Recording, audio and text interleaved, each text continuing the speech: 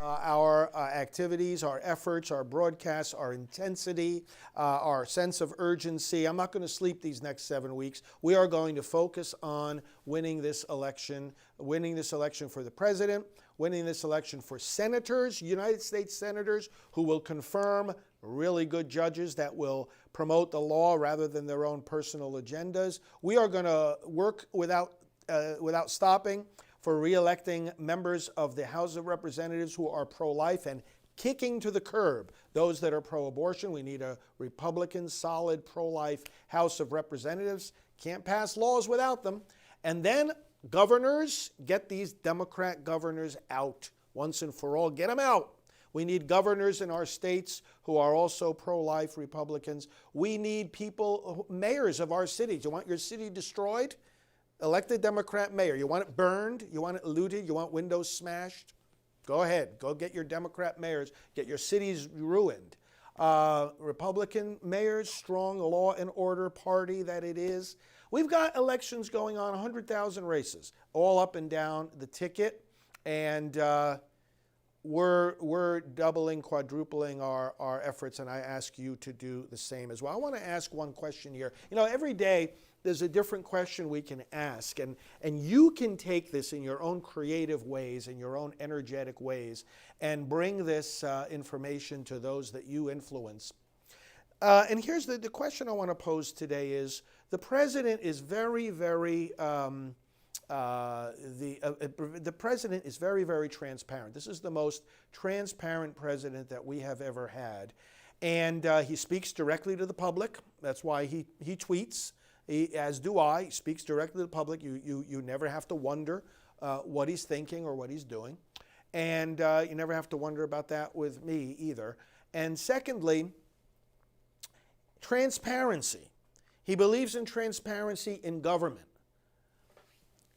He caught President Obama and his team, his corrupt Democrat team, but then again, I repeat myself, spying on his campaign.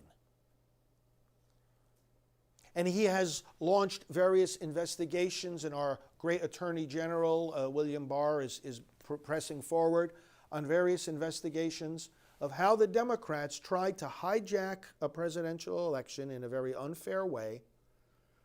And then we're spying on the campaign of now President Trump. And I mean, one thing after another was done by operatives within the government, holdovers from corrupt previous administrations, the deep state, so to speak. And the president is, you know, how they had time after time attempted coups. The president is ripping the lid off of this in a push for transparency. Drain the swamp, right? This is become a popular slogan throughout our country. Drain the swamp. And this is what's happening in Washington. As the president has said in his recent rallies, I hope you saw them over the weekend out of Nevada. We're going to air them again today and throughout the week. He said, Washington isn't changing us. You know, a lot of people, they'll campaign. Oh, they sound so great during the campaigns, you know. And then they go to Washington and they get corrupted.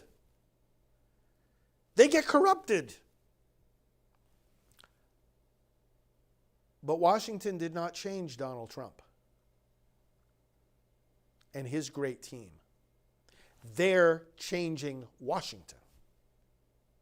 And they're exposing, part of what you have to do, you got to bring a big spotlight into there, charged with a lot of batteries. Bring a big spotlight and shine that spotlight on the corruption that has gotten into our system. Our system itself, by definition, is not corrupt. The founding fathers were geniuses, political geniuses, moral geniuses in many ways. They based the founding of this government on the scriptures. They knew what they were doing. The system itself is not flawed. There's some bad agents within the system. But as Donald Trump says, Washington did not change us. We're changing Washington. And that we includes you and me, all of us together. The elements from the deep state attack Trump, and the deep church, by the way, that's another problem. That swamp is even worse than Washington, D.C. when they hate President Trump, it's because they hate you and me and what we stand for. And they're not going to get away with it. We're not going to let them get away with it. What I'm saying here is that the president believes in transparency. Rip the veil off of evil. Be transparent. Tell us what you're thinking. Conduct your affairs above board. If you notice the hyper-partisan impeachment hoax that the Democrats launched against this president. Let's not forget, going into the elections, about the impeachment hoax. Let's not forget about the shameful scam of the confirmation hearings for Supreme Court Justice Brett Kavanaugh. Okay, the Democrats also have to pay for that one. Okay, both of those instances, when you analyze, and there are many books now that have been written analyzing these charades, when you analyze the charades that the Democrats went through, the shameful scams, no other way to describe them, they threw out the window any semblance of due process, both for Brett Kavanaugh and for Donald Trump. They threw due process out the window. Okay? Not allowing the president basic rights that anybody drawn into a courtroom would enjoy. The opportunity to cross-examine witnesses, the opportunity to call your own witnesses. When they went through these impeachment hearings, it was an absolute travesty. They didn't follow the established rules, and it was a partisan, the first and only partisan impeachment in our nation's history, meaning that only the people of one party voted for the impeachment and all the people of the other party did not. That's not supposed to be what the tool of impeachment is used for. It's not a political tool. It's not what it is. It's supposed to be carried out, and these hypocritical Democrat leaders have even said this in the past, that it's supposed to be carried out only when there's enough of a consensus across party lines that someone should be removed from office. Transparency. So he's shining the light on government corruption. Transparency in our healthcare system. You know that the president signed, this is not going to take effect until January, and he jokes that, don't elect the other guy because then it's going to kick in January and he's going to take credit for it. That there's price transparency. The president signed into law a price transparency requirement. That now when you deal with hospitals, when you deal with insurance companies, when you deal with doctors, that the communications and the negotiations and the financial transactions and the pricing options that you have are not going to be hidden away in some secret arrangements between the hospital, the health insurance, and the doctor, and all of a sudden you get surprised, or you're in the dark, or how come I'm paying for this, or how come I'm paying for that, or did I have no other option than this? The president has brought a big spotlight into the White House. And he says, you know what? Open it up. Open it up. Open it up. Let the people know what's going on. Price transparency. He believes in that. He also backs a law that our friend in Congress, Representative Chris Smith from New Jersey, has been championing for years, that in insurance plans under Obamacare, that if the plan covers abortion, that provider is required to let you know. There should be no hidden secret costs for abortion.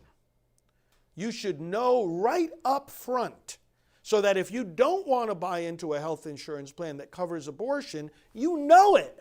You don't think maybe is some of my money going to abortion? Oh, I don't know. Transparency. He wants transparency across the board. And that's where, brothers and sisters, it comes down now. I'm getting to my point here about the Supreme Court. We don't get to elect the members of the Supreme Court or of any of the other federal courts. The district court, remember there's three levels, the Supreme Court, the appellate courts right below that, and then the district courts right below that. They're all federal courts, but 3 different levels. The cases, go up the ladder, so to speak. And only about 1 to 2% of the cases that get introduced in federal courts end up in the Supreme Court. Only 1 to 2%. 98%, they get decided on the level of the either the appellate courts or the district courts. Okay, so we don't get to elect these men and women, yet they have such a big impact on our lives. You think about it, the decisions that they render, it impacts our lives, it impacts our children, grandchildren. It impacts your life. Carmen Cunningham. Oh, God. It impacts your life too. So priests are not supposed to be concerned about the things that impact your life. Give me a break. Come on, folks. You're going to be hearing a lot from me the next 7 weeks. You know what? Fasten your seatbelt. Carmen, fasten your seatbelt. You got a nice, strong seatbelt? Fasten it. In fact, get the kind that comes over your shoulders. Because I'm just getting started. Father Frank, stay out of politics. What are you talking about? What are you talking? Politics affects you. Do you have children? You have grandchildren? You care about your family? You care about your Andrew, what is it? Klish or Crap? I can't see your last name. What's the matter with you people? There's only a few of them here, brothers and sisters. You all get on these programs and you're with me 1,000%. But these people are sick. Like the president says, these opponents that we have, you're not conducting reasonable debate here. You're acting out of a sickness. First of all, a sickness that says that somehow because I wear that, here, you know what, I'm going to do something that, you're not going to forget about this. I'm going to take this off. Okay, so now I take this collar off. Now I can talk about politics, is that right, Carmen? Andrew, now I can talk about politics? Did anything just change about how who gets into those courts affects you and your children or your grandchildren? Ooh, now I'm going to listen to him. Now I'm going to listen to him because, maybe that's not a priest because he's not dressed that way. Give me a break. Back to the point. Who gets onto the courts, brothers and sisters? You and I don't get a chance to elect them. Because, the president decides who he's going to nominate. And maybe he's thinking about it he has to be thinking about it for months and months. And he's got a whole team of people who, do the research and find out who's going to be a good for that particular court. So they do the research and present him names, and he consults, and maybe he talks with them, and then he makes a decision. But a lot of this is going on behind the scenes, and it's like, wait a minute, these people are going to have a big impact on us and our children, our great-grandchildren, our great-grandchildren. And,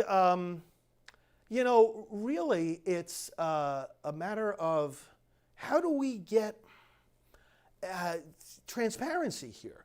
The president has done something that nobody has done in the past.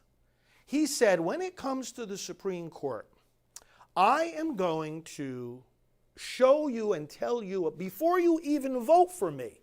All right, he did this the first time around, and he's still doing it now. Before you even vote for me, I'm going to let you know who I'm going to choose. I'm going to let you know a list from whom I'm going to choose my Supreme Court justices. So that you look at that list, you can research these people. I mean, he's taken the lid off here. Removing the veil, no secrecy, no back room. Here's the people I would choose. You don't like them, you don't have to vote for me. You like them, you have an additional motive to vote for me. And in the 2016 election, about 21% of voters said, I'm voting about the Supreme Court. That's what's determining my vote. And you know what? The vast majority of them voted for President Trump. So here's what I'm saying here today. Very simple message, and I want to ask you to echo it, my friends, in whatever way you can. President Trump has been completely open with us. I'm going to choose Supreme Court nominees from this list of people. And this latest list, hey, listen, I know a good number of the people on that list. Noel Francisco, for example, he worked with Priests for Life and our attorneys on our case against the Obama-Biden HHS mandate. He worked with us. I know him. Paul Clement, I've heard him argue in front of the Supreme Court on pro-life cases. Senator Ted Cruz, I mean, talk about a pro-life constitutional advocate. Unbelievable. Senator Josh Hawley from Missouri. I mean, there are people on this list you couldn't possibly think of better people. And, you know, Eva, you're asking about separation of church and state. How many question marks do you have there? 1, 2, 3, 4, 5. Do you even know what separation of church and state means? You ever ask our founding fathers what they thought about how this government would succeed without religion? Separation of church and state means the state cannot do what Biden said he was going to do. And that is keep the church from living as the church when they do business with the state. I want you to go on Biden's social media there, Eva. I want you to go on Joe Biden's, I don't know, are you one of his followers? Go on Biden and tell him that he has to observe the separation of church and state and stop oppressing the church. How about that as an explanation of what separation of church and state is? Get your dirty hands and your corrupt mind out of our way. We want to live our faith in the United States of America. Biden doesn't want to allow us to